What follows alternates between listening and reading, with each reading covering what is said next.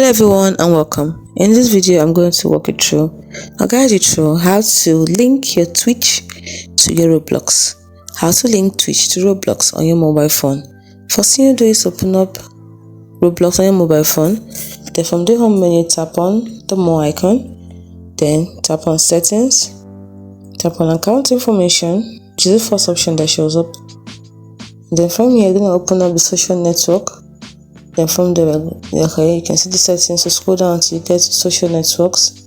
Then go to Twitch and put in the information. That is www.twitchtv/Roblox/ then your profile. It's as simple as that. Once you've done that, tap on save. Hope you found this video helpful.